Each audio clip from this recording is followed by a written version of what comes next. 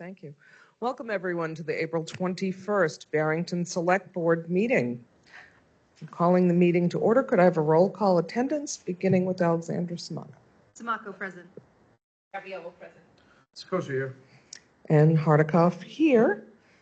For those of you who choose to join me, please stand and we will participate in the Pledge of Allegiance.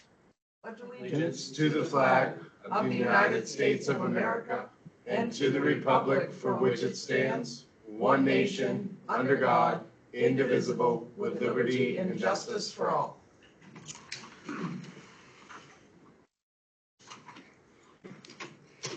We have an agenda review by the Select Board. Any questions, comments, concerns? I'd like to make a motion to approve the April 21, 2025 agenda as amended. I'll second it. Could I have a roll call vote, please? Samaco, aye. Capiello, aye. Scotia. And Hardikoff, aye. The motion carries. Thank you. We also are opening for our first public comment of the evening. Should you be online and wish to public comment, you can mouse over your screen, click on your little hand to raise your hand.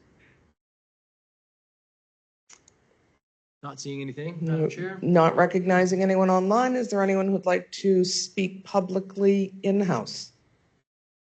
Seeing as no one would like to speak during public comment in-house, I will close the first public comment session, recognizing that there is a second one towards the end of the meeting. We'll move right to public hearings and invited guests. Do I have anyone from the school board present? I do not see anyone from the school board present. So I will invite up at this time our first guest of the evening, Senator David Waters, please.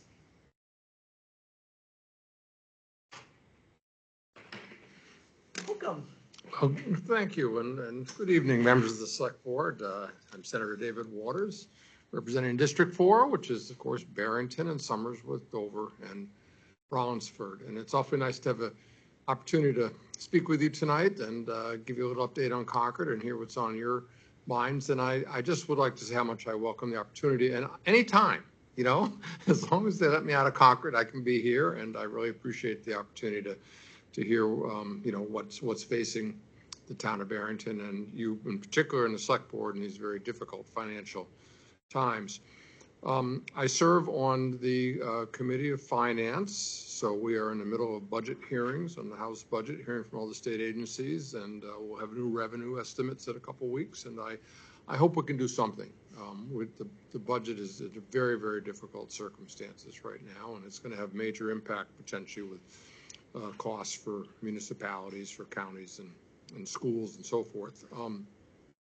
I also serve on the Energy and Natural Resources Committee. So we do everything with energy policy. We do fish and game. We do agriculture, almost anything else about natural resources, water treatment, wells. I mean, you name it. If it has to do with any natural resources, it tends to come to us. I also serve on capital budget, which you know, we have about $125 to $135 million a year that we bond out for projects around the state for, you know, government agency buildings and some support, usually for career and technical education centers and other things as well. I did provide a list of my own particular bills. You can see that I have, as usual, some focus on career and technical education. That's one of the things I've really championed for the last 10, 15 years now, to try to improve those opportunities for workforce development for our students. Always some things trying to support the fish and game department, particularly over the last few years, trying to support law enforcement and our fire, police, dispatchers, prison personnel, and the EMTs, and then a variety of other things, like Service Dog Week, to declare that. So we get a lot of different things, and you know, work through the legislative process there. Just a few more words on the budget. As I said, our hearings are underway. The House is, you know, cutting about $600 million of cuts from the budget, and also a lot of policy things that may or may not belong in a budget. So we have to parse through 190 some pages of policy areas that may not have any physical impact, but they've chosen to put in there. And then, just in general, the kinds of cuts that are being made, and potentially, we're trying to protect special education. We're trying to protect some of the municipal aid. We're trying to protect some of the funding going into transportation that comes down to the municipalities. But department after department is coming in with implications of positions that have been cut or services that may be cut. And we ask, well, does that mean the municipality will have to pick this up, if anybody does? And the answer is yes. I also have a great deal of concern about cuts that may be coming to Medicaid, and we may lose Medicaid expansion, which is about 60,000 people there, and then overall cuts to Medicaid, which is another 120,000 people in the state, and also the SNAP benefits and other food benefit programs are being cut. And of course, as you know, if somebody shows up in need of aid to the town is responsible for picking those up. It's just hard to tell because there's so many moving parts in Washington right now, and a kind of lack of clarity about what funding is coming into the agriculture department for food, for example, or wastewater treatment, or toxic site cleanup, or you can go down the list, and maybe Title I funding is maybe threatened as well for the schools. So it's hard to make a budget in these circumstances, but we're going to do the best. I will say that the Senate in general is a very collegial body and are dedicated to not let partisanship divide us, and try to do the best thing we can for the state of New Hampshire, and I hope find some more money. So I'll stop. I didn't mean to go on for so long, but I just thought I'd give a little bit of update. And I know there's some things on your minds about zoning and such things as that, and housing, and so I'd be happy to answer any questions. And I have a big pad of paper, and I'm not going to pretend I can't answer some things. And if I don't have the answer, I'll get information for you, and I'll make sure that Connor gets it. So the first question, the 600 million in potential cuts as a percentage of the overall state budget, 20%, 25%, what are we looking at? Well, the general fund is, the overall budget is around 10.6 billion, but a lot of that is federal pass through and things. But the general fund is, 3.5 billion, say. So that's a pretty substantial hit. The governor asked agencies to prepare for a 4% reduction in their opening budget, and almost all of them did that. But then the House thought that the governor's revenue figures were too high, and so they made several $100 million of additional cuts, and a lot of it's through personnel cuts. So it's really they're not finding much fat there. It's really programs, elimination of agencies, departments, programs, and so forth. Okay. Questions?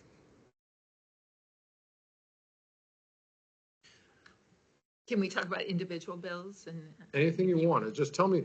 The number may not help me. If you tell me what it's about, that helps me. Okay. So one of the Senate Bills 55, land use change tax. Our understanding is that change tax would now go to the state rather than the municipality, and we get 75% of that to our conservation commission, and that's allowed them to conserve a lot of land in Barrington. So that'd be huge for us if we no longer have 75% of that land tax change. What was the name of that again? 55, Senate Bill 55. And the tax is, the fee is? Land use change tax. Yeah. We are working through there are many of these things, and we tended a lot of the time to table. On a bill like this, we would pass it and table it in the Senate to then consider what we could do in the budget. So we will be looking at every one of these, but I've made a note about following up on that, because that is essentially becomes a cut to municipalities. The state grabs it, right? And this was a motivation it's tied to development proposals. If it develops a certain number of lots, it could become exempt from paying the land use change tax if the land's in current use. And so, The current. I think it's one of the levers that the state is looking at pulling to try to lower the barrier for development, along with the statewide zoning. This one, outside of statewide zoning, I know there's been some resistance met there.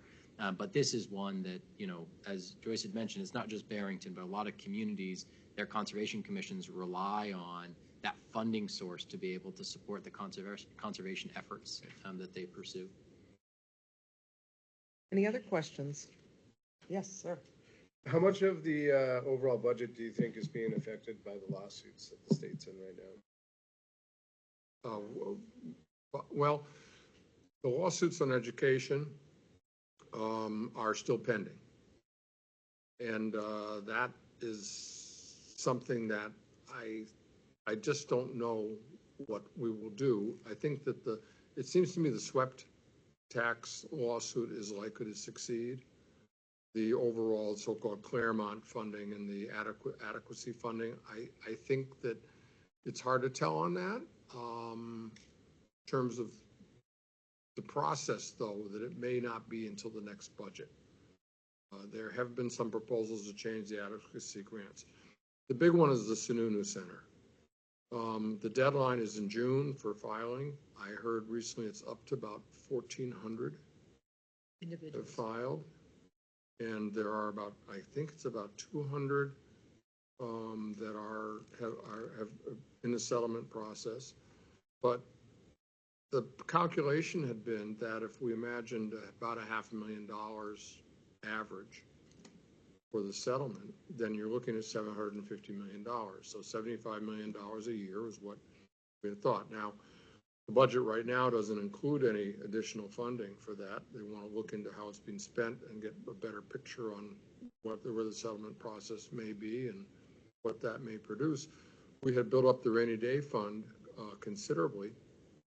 It's in some ways a cushion against that, but the House budget takes $181 million out of the rainy day fund for other purposes, proposes maybe putting some back in the second year of the budget. But this one I just think is a wild card. And there is a current case where the state is trying to argue that the amount of the award for $10 million is beyond what statutorily is required. I think it's quite possible that the plaintiff will win that. And so it will signal to almost all the other cases that you might be able to get a whole lot more than what might be in the settlement. So that's a big one. The other one that is a big unknown too is the so-called DSHMET, the Medicaid enhancement tax for a disproportionate share for hospitals. And we have been in an arrangement to collect a certain amount from the hospitals and then give them back 91% of it. And then the remaining funds were used to do our match for the Medicaid expansion. So the hospitals, the Governor Sununu proposed knocking it down to 80% instead of the 91% return. And the hospitals had said, well, we think that actually this tax is unconstitutional in the first place. They've been willing to go along with it. As of last week, they decided, because there was a failed negotiation between them and the governor about that 80 to 91%. So that's maybe $350 million. But what is more problematic about it is that if they win their suit, or that tax doesn't come in because it's pending the suit, we may have to end the Medicaid expansion. Now, that disproportionate share was used to help support hospitals because somebody comes to the emergency room, they get treated, right? But if that funding is not there for Medicaid expansion, for disproportionate share to give funding to those hospitals, then we could see some hospitals go under. We could see some other hospitals have to close programs. So again, it's a long answer to your question, but this is why it's hard right now to make a budget because of these unknowns. So we have to do with what we know. But and say if these were at ease, we would definitely be in a more favorable position with our budget, right? to that point, in the unknown, I think this relates to all of the potential litigation against the state. But one area that I've heard it talked about specifically is as it relates to education. If the state's forced into a situation where the state needs to direct more funding to schools, I have heard that rooms and meals tax distribution would be an area that the state would look at to redirect local aid from a municipality to a school. And I think in this board, there's membership on this board that goes back a number of years. Just in 2021, Barrington's rooms and meals tax distribution was $390,000, and in the last year it was over $900,000. And as you know, returning to the statutorily required 30% distribution of rooms and meals tax has been huge for municipalities. That has been hugely impactful. That's one thing that the House budget suspends.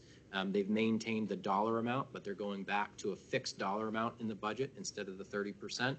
But what I fear is, as the state goes through the budget process, even if it's something that is implicated in a future year, not having a plan to address the litigation against the state will be forced to look at all revenue streams to figure out where they can redirect money to fund these obligations. And there have been many conversations just this legislative cycle about the rooms and meals tax distribution. And just as a matter of perspective in Barrington, that rooms and meals tax distribution represents 10% of what it takes to operate Barrington annually. That's 10% of our budget is offset just in the rooms and meals tax distribution.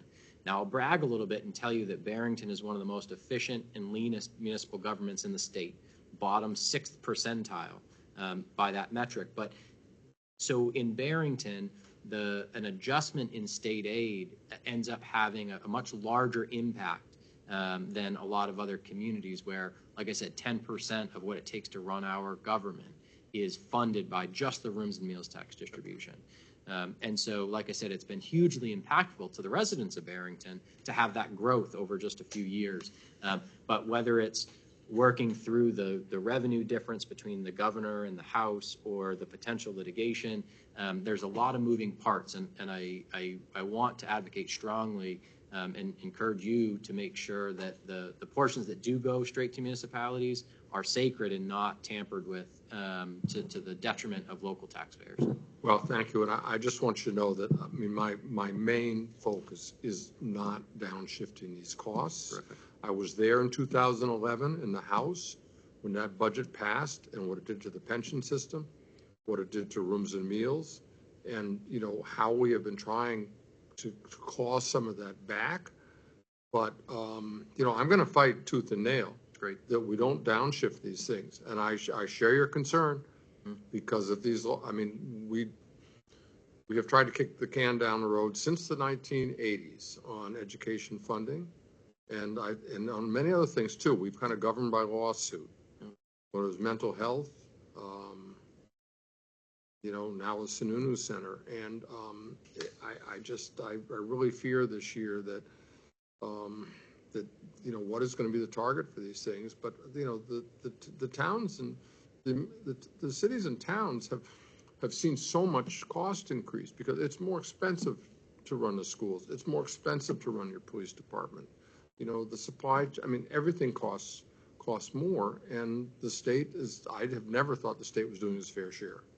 And I share your concern about it. And then, frankly, with what may be happening with the economy over the next 6 months to a year, what's going to happen in rooms and meals? It's held up okay, right? That's one of we get almost weekly updates on the receipts, and it's held up okay. But that to me is kind of the canary in the coal mine. When we see the tourism start to slow down, we see people start to think maybe I just don't quite have that money to go out and have a meal tonight.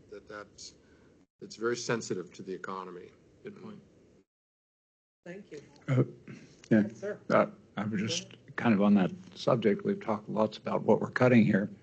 Have we looked at any ways to increase our internal income? We're depending on the feds to give us money. We have this regressive property tax that we all serve. Is there any look at something like a more progressive tax For example, I'm not saying an income tax because I'm sure the pledge would come down and William Loeb would strike us all with lightning. But, you know, I paid my additional money for dividends this year, but next year I don't have to. I can't understand why I don't have to. I don't particularly like to, but I can't understand why I don't have to. I think there's some other sources that we haven't looked at. Well, thanks for that, and I think that's the perennial problem in that we are so overly reliant on property taxes, and that can really, if just by where you live, can affect the schools, municipal services, and so on. About $180 million when they cut the interest and dividends tax. That's the loss there, and then the reduction over a couple of budget cycles in the business profits tax and business enterprise tax. Similarly, when we got $3.2 billion from the last president during the COVID and the Transportation Act and the Inflation Reduction Act, $3.2 billion, so that it covered up what was happening with our potential revenue losses by making those cuts. And now that federal money is gone, and so here we are. Now, our governor has pledged that there will be no new taxes in the budget. We have seen, though, the heck of a lot of fees that are being raised. The car registration fee is up. This one, that one. There's a long list, and that is one place that they went that seemed to be not to violate the governor's pledge that we could. And so there's an awful lot of those throughout there. But otherwise, I just would say we're stuck. I don't know how we continue to maintain our budget just based on property taxes and the education property tax. But that's the perennial question. Any other questions? I have a number of zoning and energy bills Yeah. that I would like to talk about. So Senate Bill 281, so it would interfere with municipalities about issuing occupancy permits and building permits on property adjacent to Class 6 roads. We have a lot of Class 6 roads in Barrington, so I don't know how this might affect it, but it seems like it would take it out of our hands. There's another one, Senate Bill 188, which means local governments won't necessarily authorize their own inspections for building codes, that it could be private people doing it, and I don't know what the oversight of that would be, so I have concerns about that. That's a problem, it is. Senate Bill 174, which would prohibit planning boards from considering the number of bedrooms in a unit during the approval process, and then Senate Bill 170 relative to development and related requirements. It might interfere with setbacks. So we have actually increased our setbacks to maintain a more rural look. So same amount of development going on, but with greater setbacks. So I don't know if that would interfere with that, or even with any shoreline protection regulation. And energy ones. There are 60 housing bills, by the way, in both the House and the Senate. There's a lot of activity. And those were just the ones I could find some information on. Yeah. So energy bills, there's probably been a lot of these too. House Bill 755, it's an Energy Forward Act, which proposes reforms to New Hampshire's retail energy market to increase competition. That might be a good one to follow. I'm not sure that made it to the Senate. Pardon? I'm not sure that made it to the Senate. Oh, okay. That one. House Bill 755, which was another, oh, that's the one, sorry. I may have printed out the same one several times here. Do you have those numbers with you by any chance, Paul?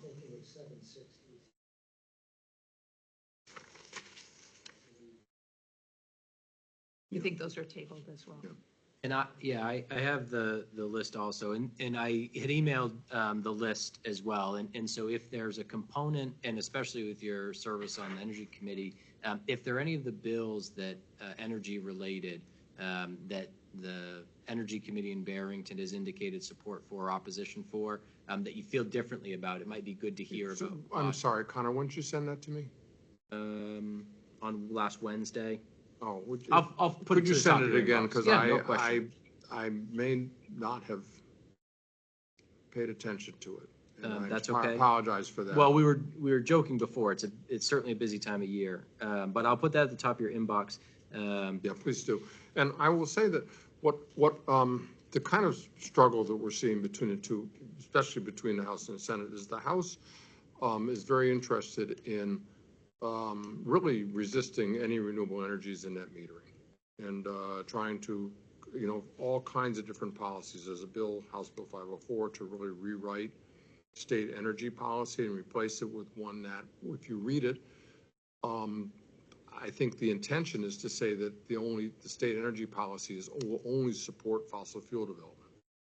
It may be nuclear, but that not renewable. And then the Renewable Energy Fund, the Renewable Portfolio Standards, these things, the fund will be rated, and the Renewable Portfolio Standards will be changed. The renewable energy credits will be changed essentially to take apart what we had done in a very small way to support renewable energy sources. There's a repeal of the offshore wind effort. So then there are bills as well that is trying to do some expansion of net metering so that industrial hosts. I have a bill that would expand inclusion of municipalities, housing development, schools, and so forth. Senator Lang has a bill that would allow industrial sites to become hosts for, and then we have bills on community generators.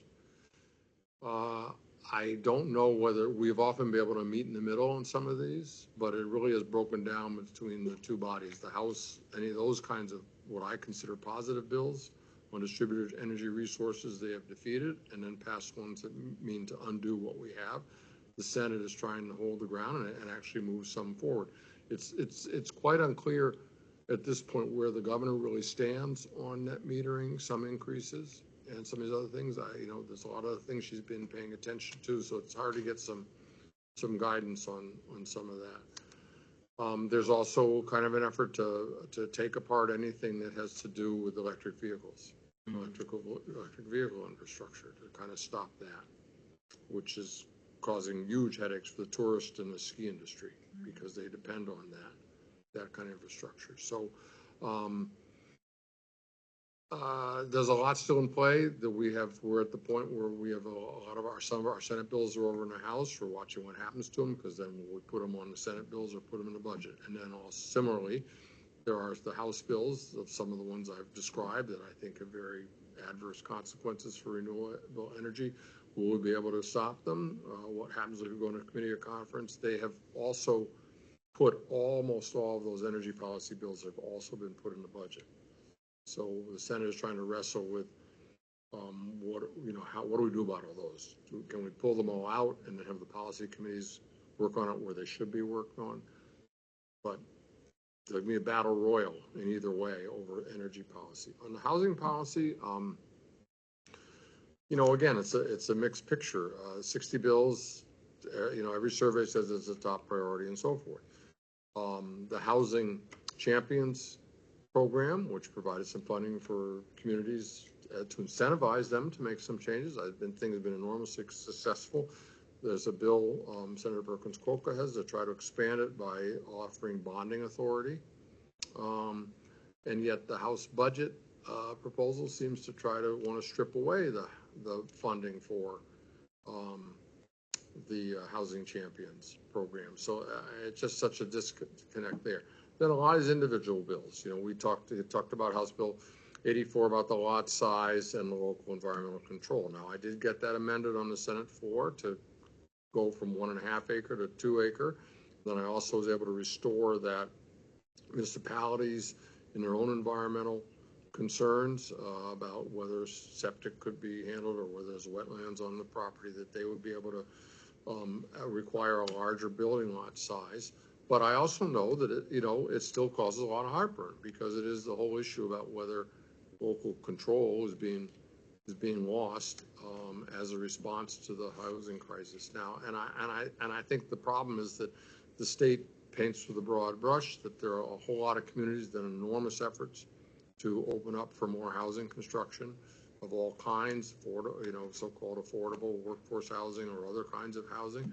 But there are some communities which have been extremely resistant, and so this is why there's some of the energy around it. There's a House bill with accessory dwelling units by right up to 950 square feet, attached or unattached.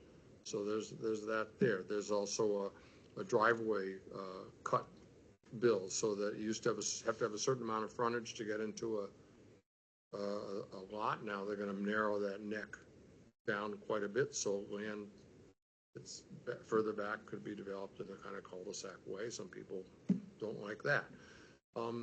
So again, we're in the stage right now where the bills have gone from one body to the other, and they're getting sorted out. And I'm very, to me, I'm just not sure what's going to happen to Senate Bill 84 on the lot size over in the House. I really don't know. As I think the House is more town-centric because the districts are much smaller, whereas we Senate districts, we have some cities, we have some towns. I mean, it's a different kind of story. But the ones that I had a lot of conversation with Connor about Senate Bill 84 and some others, but please let me know as they get amended too, and they suddenly look very different from what they were. Right. So I need to hear from you all. Very good.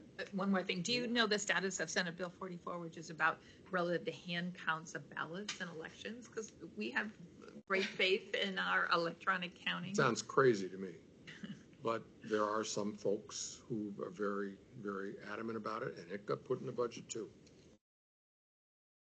So, I mean, you see how complicated it is in the Senate, is that it comes over and not only as a bill, but also in the budget. Then, it becomes complicated in our negotiations with the House, because we say we want something out. Well, they say, well, we don't want it out, and what are you going to give us? I think Representative Howard is on the election law committee in the House. Yeah. So we'll make sure that when he attends, we can talk about that. Any other questions, concerns? Thank you for your time. We really appreciate you being here. Thank you. I hope I didn't talk too much. No, Because I know you got a big agenda ahead of you, but please, But call me anytime, and you'll send that again, and I'll get back to you. I'll That's take a look at perfect. those bills tomorrow. And I appreciate your ongoing availability. Thank you. I really do. Thank you. Appreciate Thank it. you all. Thank Good to sir. see you. Under invited guests, we also have Representative Cassandra Lebec. Come on down, please. How are you? I am good. How are you? My name is Cassandra Levesque. I represent Barrington and Stratford, and I have lived in Barrington since I was 3 months old.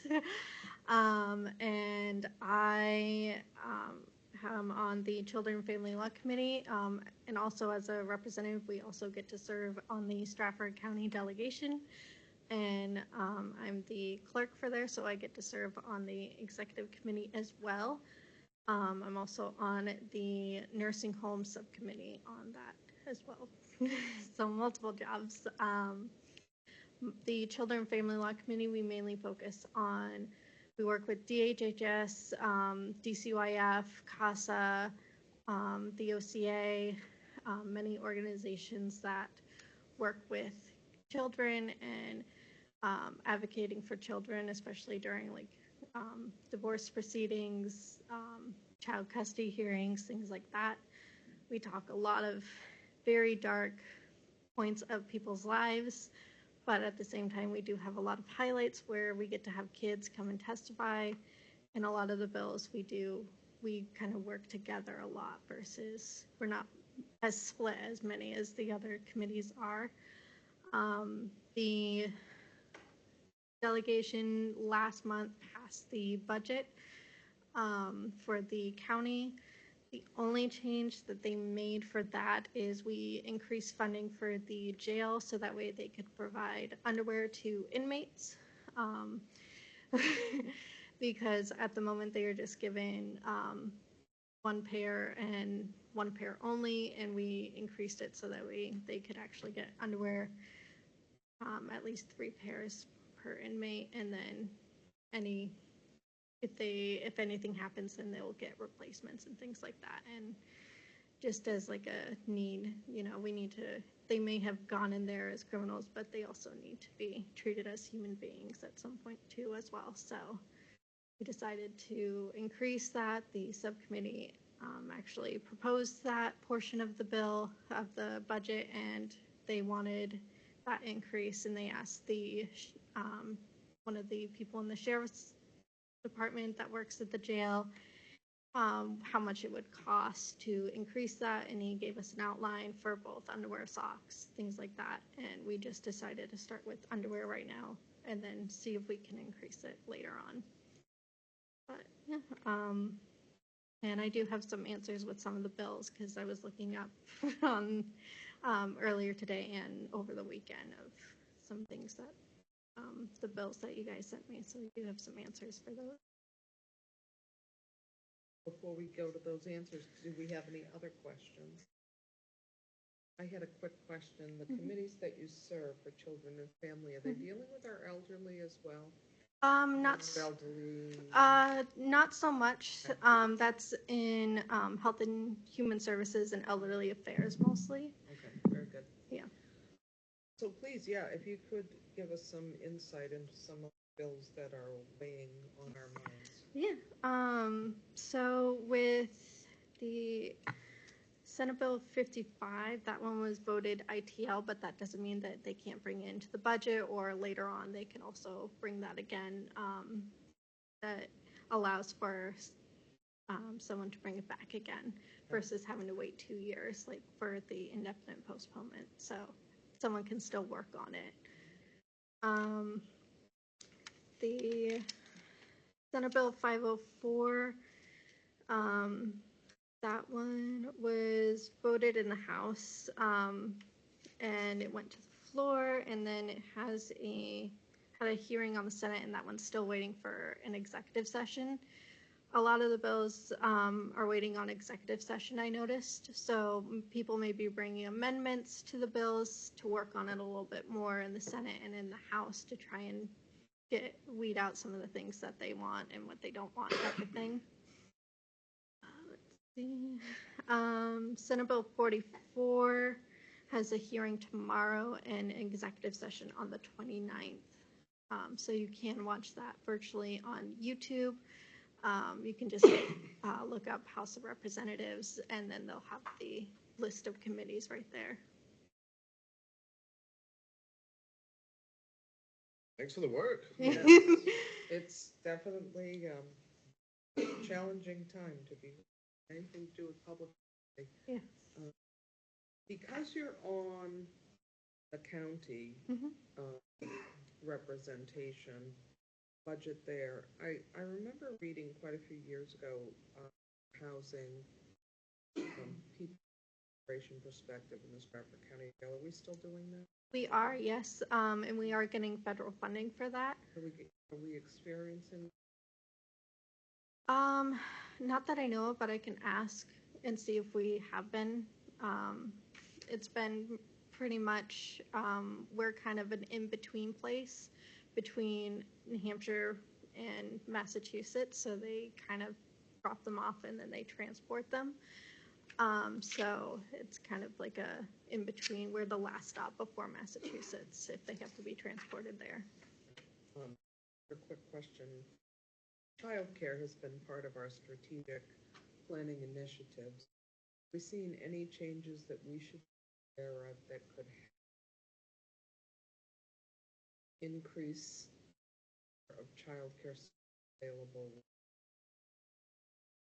I believe there was a bill to increase that. I don't know if it got very far past the Senate, I believe, last term, but I can take a look. But my committee always looks to increase options for childcare, just because we know a lot of working families out there. We want to make sure that it's possible for them to get the help that they need and reduce that and open up more spots, increase the staffing. which will also help open up more spots as well too. Thank you. Thanks for being here tonight. Any other questions, comments, concerns? Just a comment. One of my work with several immigrants. They say that this is a pretty low bar, but that our jail is better than most other immigration facilities in the country, for what that's worth. Yeah. If they do, this facility tries to keep up with a lot of the codes and regulations while also going a little bit above that to help the inmates there. And we have a lot of programs to help the inmates that are transferring out of the jail system as well too. Relative to the nursing home, it's been a while since I've heard anything big. What is the current trajectory? What's the working plan right now? As of right now, we did in 23, we did decide not to do the bond that was voted without the necessary 2/3, so we weren't able to get the bond in for it, but we are still working on trying to negotiate some of the things, inner workings, and trying to figure out how can we do this. We do have the land to do it on. Just before you get into the county farm, there's like this big open field. We're looking at that because it has the least amount of wetland on it. It's just at the very beginning and it's very small compared to the others. But we're still trying to talk negotiations and work with the builders and the delegation members as well to get to a place where everybody's happy with everything. When do you think that bond issue might go back before the delegation? Like within the next year or longer than that? It may be longer than that, depending on what bonds are available, because it's governor to governor offers those bonds. So. One other question, if I may, the change to Stratford County for the county commissioners was something that happened recently and ahead of the last election. From your perspective, as part of the delegation and watching county operations closer, certainly than me, and I'm sure others, how do you feel like that has changed the dynamic, or maybe not much? It hasn't changed much, just because there's some members, one of them at least that I know of, was on the delegation himself, so he kind of knows the inner workings of that, so that helps a lot. And they're working pretty well. They helped us present the budget to us, and then we kind of took it from there, and we can adapt it to what each person's town and city needs and things like that. But they've been working pretty well. Oh, good. Glad to hear. Yeah. Well, thank you. Thank you for your work. Yeah, Thank you so very much, Cassie. appreciated. And if you do have any further questions, you can always reach out to me. I know Connor has my email, so. Excellent. Thank you, Thank you. ma'am. Thank you so much. This time, if we could have our invited guest, Mr. Paul Panish, for your presentation, sir. So as Paul's getting settled in and sharing his screen, you have a copy of a presentation, a printed copy in your packet. I think Paul has made a couple of edits to it, but this is Paul Panish, Energy Committee Chair, talking about an opportunity for group net metering with a project through Community Power Coalition of New Hampshire. And this is something that we're looking for the select board to give some direction on whether or not we make an application to join this. We expect that it will be at some level competitive, to the extent that once it fills up, they won't be accepting participants anymore. So having some direction from the select board tonight would be great. And with that, I'll turn it over to our Energy Committee Chair, Mr. Paul Panish. Thanks, Connor. Paul Panish, 101 Ross Road, Chair of the Barrington Energy Committee. Credit where credit is due. This presentation was developed by Mark Bollinger from the Community Power Coalition. I don't know what his official title is, but he's basically, he is paid staff for the coalition. And he's in charge, it says here, he's the Director of Projects and Programs. There you go. And yeah, the primary role there that he was hired in for was to develop projects of this sort. I have been relying heavily on him for information on this. We've been talking about it. He mentioned this in some board meetings months ago, and I spoke about it with Connor right away, because my feeling was that this would probably be jumped on fairly quickly as far as membership subscriptions went, because it's pretty straightforward. It's a discount program. I hear the kind of funds that we're talking about in regards to the budget, and I realize, you know, this is a minuscule portion, but it is savings. We do what we can do, and I'd like to present it on that basis. So I'm not going to go too far into depth on what group net metering is. You're familiar with the term. Basically, this is the largest category of facility that's allowed under it at the moment, and probably bills that are being proposed to extend this to industry will probably not pass. But this is going in the 1 to 5 megawatt range. It's actually 4.99, as close as they can get to the limit. Those facilities are limited to municipal membership subscriptions, so governmental and municipal membership. So we are eligible. All of the town facilities are eligible. This is just a little blurb about why the Community Power Coalition is doing this. They need members. They need members to subscribe to this in order to access credits. They are reliant on renewable energy credits to meet the renewable portfolio standard requirements. This is one of the mechanisms by which they will do that. And we'll get into the proportionality of member shares to the load subscribed a little bit. It's calculated on an annual basis, and I am not 100% sure how that works out in the end, but I'm more concerned with the month-to-month 12.5% discount, which is much more straightforward. The way this works is that the coalition, as it says, they're looking for municipal loads. This is only applicable to Eversource territory because Poverty Plains, the facility, is in Eversource territory.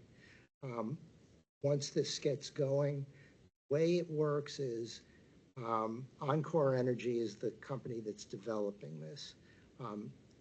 Eversource would pay them 87.5% of the net metering credit. Now, the net metering credit is the default rate that they're charging. So it's a one-to-one for that. Encore gets 87.5%. Subscribers, that would be us, get the remaining 12.5% of the net metering credit.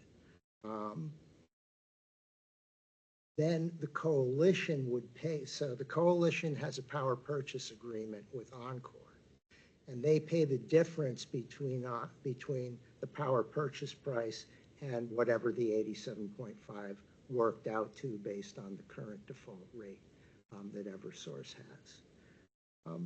Can I stop you right there? So then it both benefits the town, but it also benefits the coalition. It benefits the coalition, so that's the last point here. It benefits them in that they get the renewable energy credits at a lower rate than they would on the market. That's the key. That is how the coalition makes something off of this, and they need those credits, as I said, Continue to for keep the the rest portfolio of the standard. Yeah. Okay. They have to. This is good. Yeah. This is good. Yeah, This is a I good read through program. the entire packet. It was fascinating. It is. It gets a little bit complicated, especially when you get into the Monte Carlo analysis, and I don't think I'm going to go there. Yeah. I might give a quick overview of that, but that's getting pretty far into the weeds. This is the simplest example that they have, and it's perfectly legitimate for our purposes. It just so happens that this is assuming a 10 cent per kilowatt hour rate, which is very close to what the rate actually is right now. But this was pulled out of a hat to make it easy to calculate. 12.5% of the net metering credit. These are the numbers that you would save based on your annual subscription rate. Do you remember, Connor, what are... About 250,000. Okay. So we're looking at a couple $1,000s. I will mention just at this juncture, I invited the superintendent and the school board members to either participate in this meeting or watch the recording. And we have a meeting on Thursday where I will encourage them to participate as well. Again, as Paul mentioned, the way the regulations are set up, they rely on government load to get to that 5 megawatt system. And so there is a market for government electricity utilization. And so if you choose not to participate in that market, you're leaving money on the table. Most of the private entities that have come to Barrington trying to get us to participate in a group net metering project are offering 10% or less, or 10% with conditions. And so the 12.5% is certainly in the top of the pack. But more important than that, I think, I mean, it's 2.5%. It's not that much, but one of the more significant differences is that virtually, in fact, everyone that I've heard of otherwise requires a 20-year commitment. Oh. There is a contract. So this would have to go to a warrant article for us. It would be an extended process. The coalition has a 12-month notification period for you to back out penalty-free. It's going to be one of my questions. Yeah, Good. you can back out sooner than that, but there can be penalties. And it also works the other way around. In that the coalition can pull out of this arrangement with 30 days of notice. And the only reason that that's important is that this group net metering is not the most effective way for them to be doing these projects. What they would really like to do is be able to use these projects as load reduction credits against ISO New England, for example. That would be more beneficial for them to do. It is currently not, the regulations are not working in their favor. There are dockets in process to alleviate this. It's not clear where this will go. So this is the best they can do at the moment. But should that change, they may well revert this project to a load reduction program, in which case we would get 30 days notice and everything would be null and void where we no longer get our discount.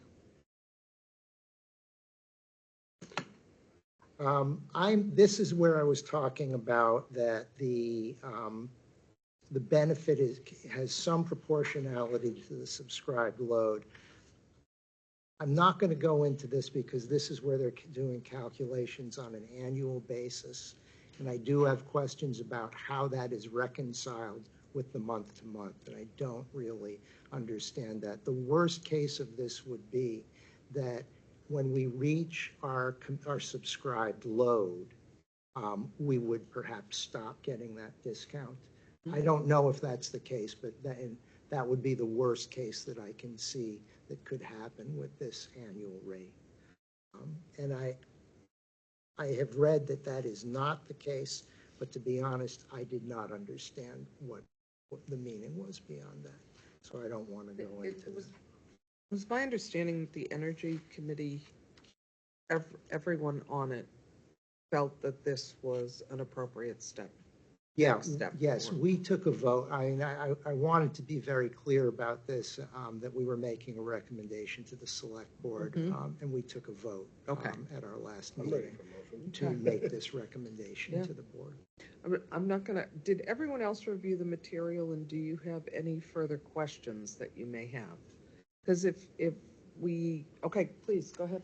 So this hasn't been built yet, so we'd be entering into the agreement. When would we expect to see some savings? 2026. 2026. They expect to have this built and These projects go up very quickly. They do. And that is the huge advantage of solar and combined solar and storage, is these can be built so quickly that's why they are an effective, quick answer to our problems. Any other questions? Would anyone like to make a motion in reference to what's being proposed? I would like to make a motion to authorize applying for subscription to the Community Power Coalition of New Hampshire Poverty Plains Municipal Solar Project.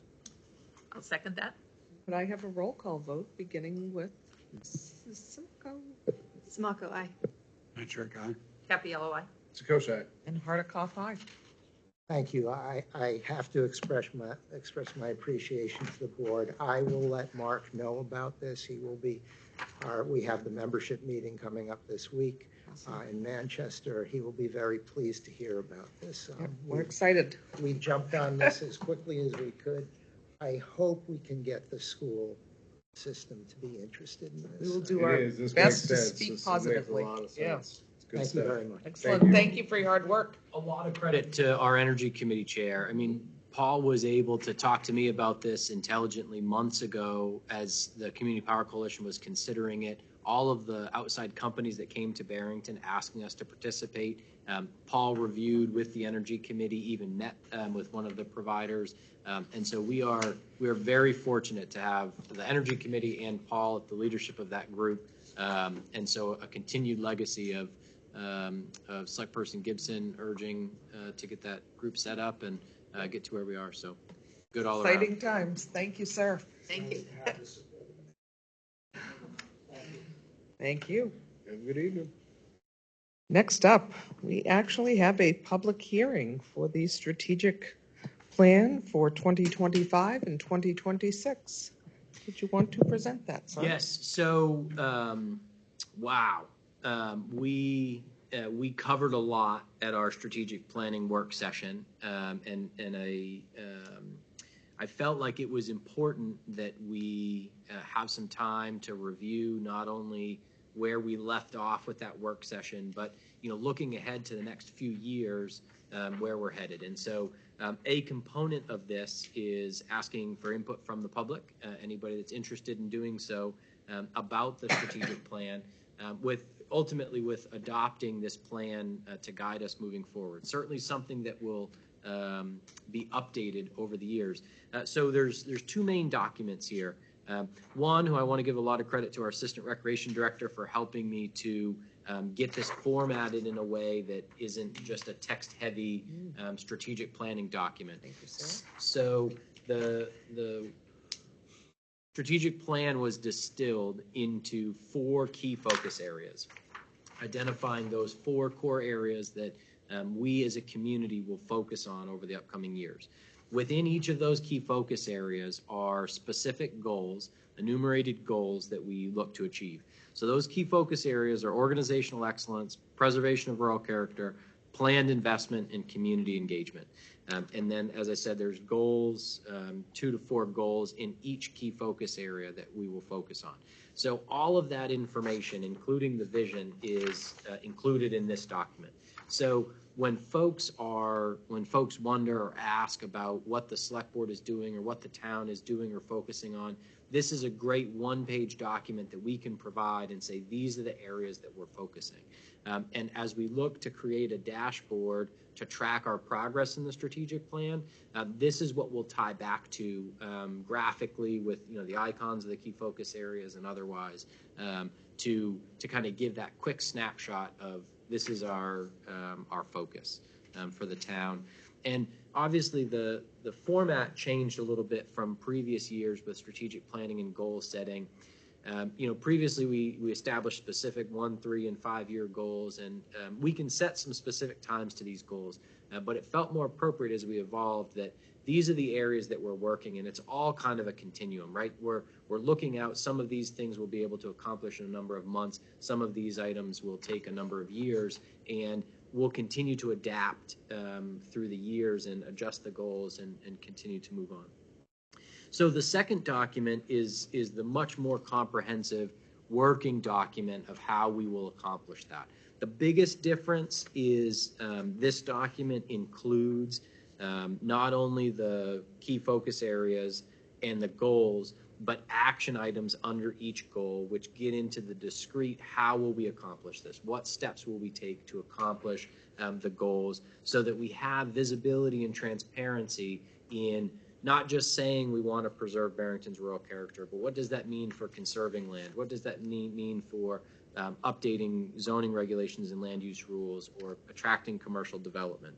And so these, a lot of these action items are the product of the select board's work session, right? the what is it that we actually feel like we need to do as a community. And so, so all of the goals are numbered now. So goals 1 to 12 are the goals that make up our strategic plan. So when we start tying the work that we do back to the goals that we have the goals numbered, the action items for that purpose. If we want to tie back to action items, we can. And so that's the strategic plan proposal. I don't see this as a document that we can't update more regularly than once a year if necessary as things evolve. But I almost feel like the action items are the working part of the document. We kind of can add those and cross those off fluidly, and maybe our annual focus is the key focus areas, which may not change very much, but certainly the goals within those key focus areas. So happy for some discussion and then some public comment and then more consideration and a decision by the board. So a couple quick comments. We will continue as we're completing things to be marking this document so that we know when the action item is completed throughout the year. Yes? Yes, I found that really helpful last year. I agree. I'm exploring ways to do that most efficiently. Like I said, I'm imagining taking some components of this to integrate into the town administrator report and track. We tracked it with a lot of words. It was multiple pages of the town administrator. It was valuable, but I think it could be condensed. And I imagine, although it doesn't exist yet, but I imagine a dashboard on the website dedicated to the strategic plan, barrington.nh.gov/strategic plan, which carries over the progress in these areas in some visual way and detailed way. And so absolutely integrating that into each select board meeting to track our progress, I think it worked really well. And I know that was a suggestion of yours last year or so, but I found it effective as well. I think strategic plans that go in drawers don't get much done, and strategic plans that are live working documents that we continue to revisit get things done as proven with last year's. Questions, comments, concerns by the board? We're starting earlier next year, right? We're going to start earlier. Yes, yes. Yeah, that was a 4.5 hour, very long meeting. Yes. Would anyone like to? Well, we'll have a public comment first, but I think Person Smako has. Please. I appreciate all the work that went into condensing that meeting into all of this. And I really like the idea of somewhere where we can be publicly held accountable for honoring the commitments that we're making. And there's not a lot of people in attendance tonight, but hopefully more people will review it online. I just want the people to know how much consideration went to the feedback that we get through all of the means that are out there into what went into this. I just think that's really important. Excellent point.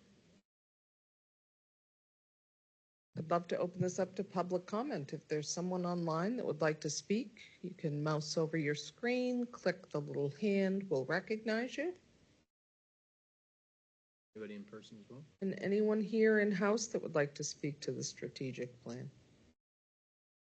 Okay, seeing as not, I will close public comment on the 2025 to 2030 strategic plan as written.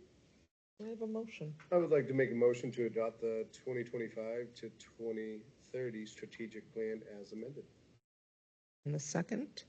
Roll call vote, please. Samako, aye. Metric, aye. Happy LOI. And my thank you to the rec department for this graphic. It was very helpful. Sakosha, aye. Hardikoff, aye. Motion carries. Terrific. Thank you. Next before you is your consent agenda. Have we accept the consent agenda as presented? Second. Could I have a roll call vote? Samako, aye. Happy LOI. Sakosha, aye. And Hardikoff, aye. You're a very agreeable group tonight. Yeah. And next up, we have a series of appointments. How do we want to handle those, Connor? I would be open to a collective vote on the appointments listed as appointments A through E.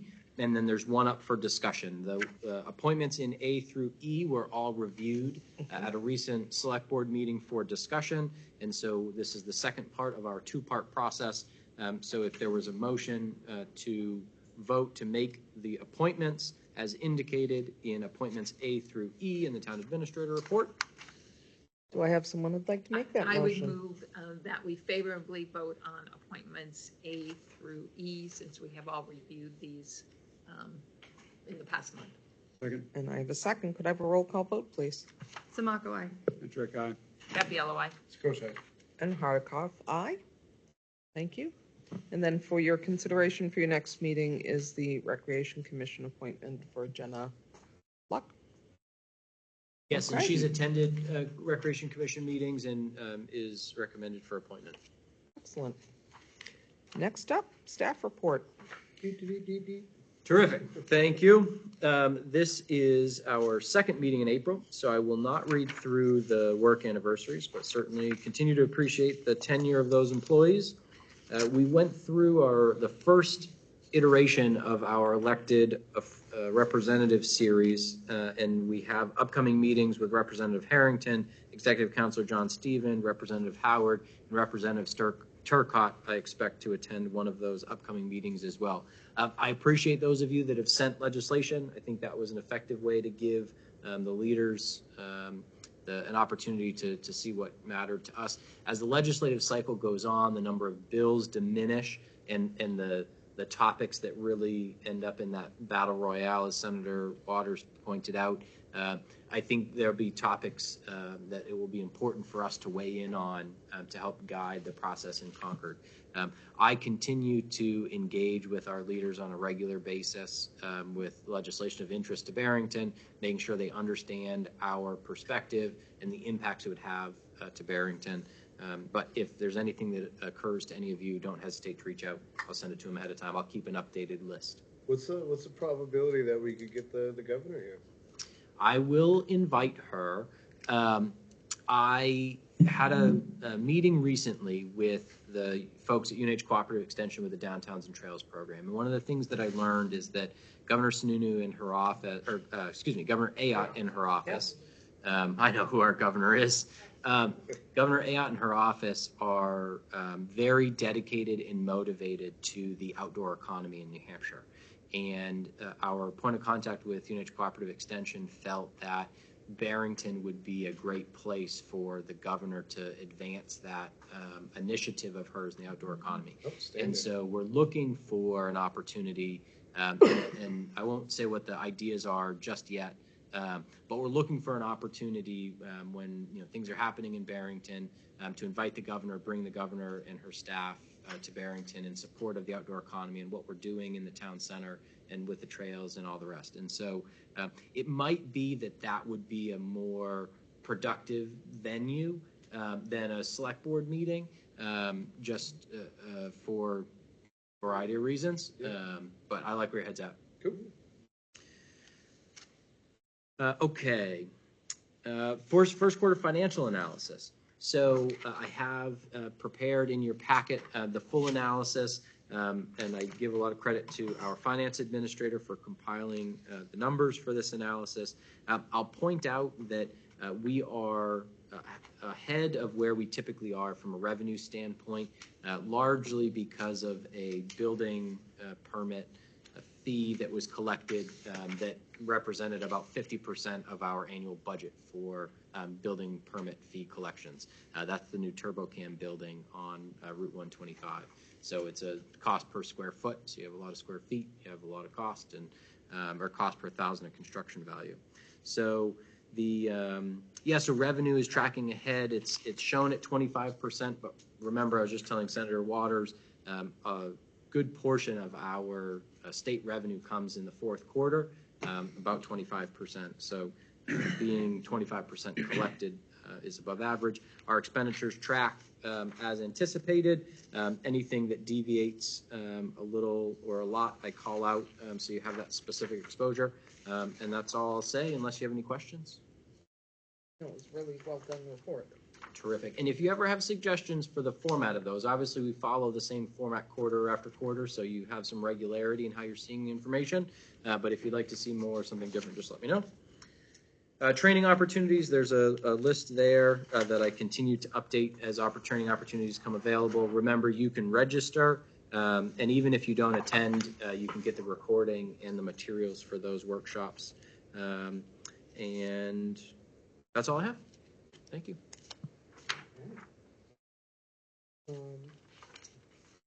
Yes, Old business. Municipal Office Administrator Cottle, what do you have for us? There will be 5 oaths this Thursday in the afternoon that were just approved, and there should be a proclamation for Municipal Clerk Week floating around somewhere. Saw that, yeah. That's it. I think it's all There signed. you have it.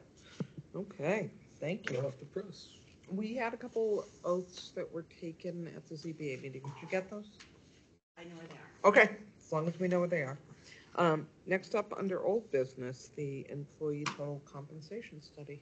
Yes, thank you. So I have more background than this board needs at this meeting in my town administrator report, but it's there to create a consistent set of information for folks interested in the background of employee total compensation in Barrington. But to fast forward where we are now, on March 17th, the Select Board authorized the advertisement of a request for proposals. We did so. Proposals were due on the 14th. We had 7 responses to that request for proposals, which was terrific. I have summarized the proposals in a separate document which is attached to the town administrator report.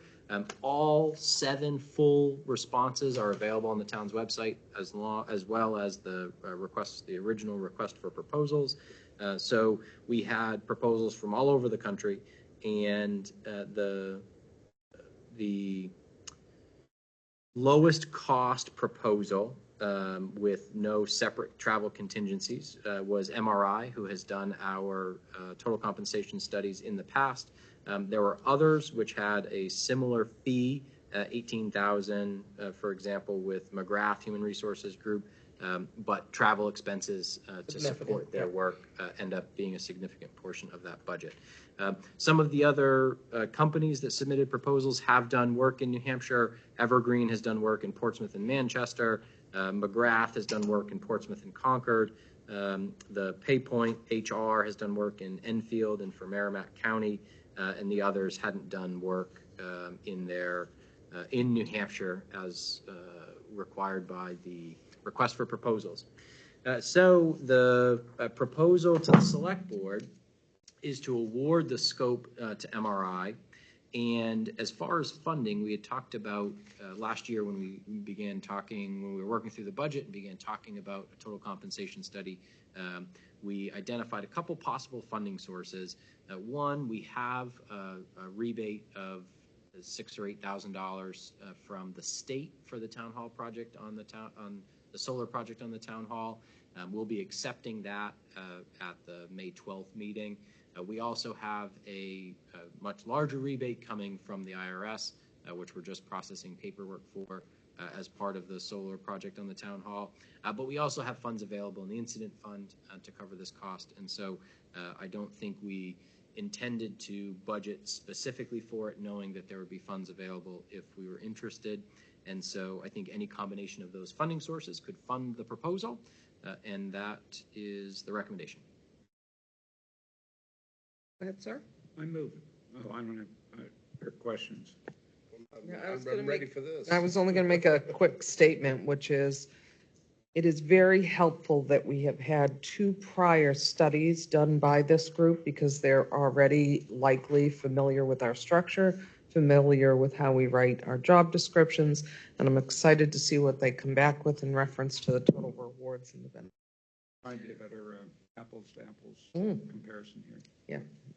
There are differences. Yeah, so not even just about the cost, for the contract, but definitely having their familiarity. So. I move that we award the 2025 Total Compensation Study Project Municipal Resources Incorporated at $16,500 to be funded from solar rebates and/or the incident fund as necessary.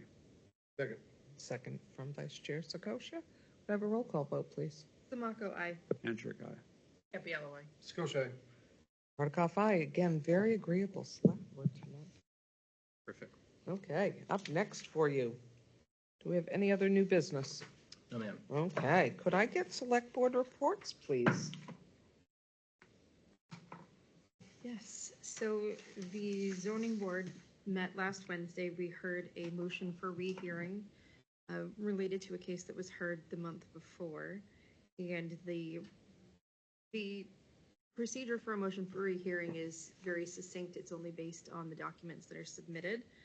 And that request for rehearing was actually by the abutters and not by the original parties making the request for a variance. And it was denied unanimously by the board. However, I do want to put on record that there was an incident after the meeting. So the zoning board stayed to finish up their regular business, and 5 people congregated in the vestibule. The lights were off.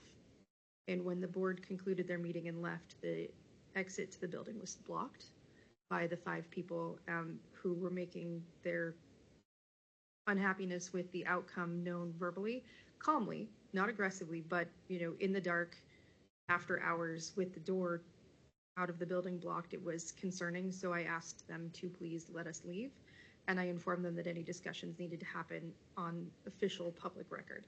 And then we were able to leave the building. But because of the concerns and the fact that that came up outside of the context of the meeting, I wanted everybody to know what had happened.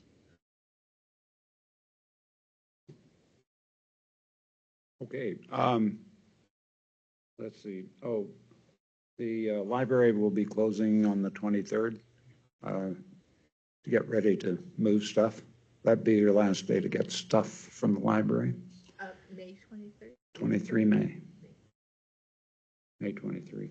The transfer station numbers were in our consent agenda thing, which seemed good. Unfortunately, I was unable to make the last school board meeting, the last library board meeting, but I understand we're on budget, on time with the library. So there was a joint land use board meeting on April 8th, and that was with the consultants on the 4-step design process. So planning board, zoning board, conservation commission, and staff, and then any interested residents. The meeting has been recorded. And so that was really interesting for the boards to learn more about that 4-step design and just figure out details of how that would be integrated into the work. It's a good meeting. And that a planning board will be continuing to talk about that on April 29th.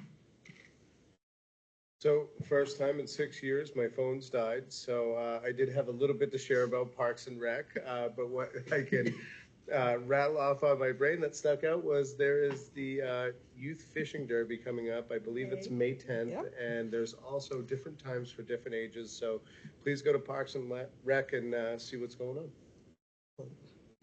So I'm going to follow up on 2 things. For the first time ever in 25 years, I participated in watching my grandkids at the egg hunt.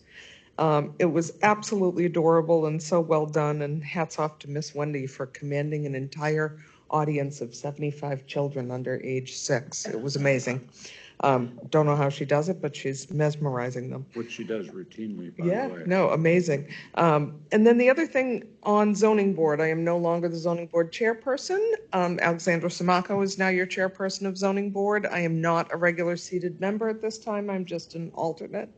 And I will echo what select person Capiello said. We had an excellent meeting of all the boards, gave us a really good opportunity to talk about what each person's role was, whether it was our staff or the zoning board or the planning board, as well as the consultants weighing in on some areas that in the past have been a little push-pull. And so I thought it was a really, really terrific rollout of the 4-step process and gave us guidance. So that was about it.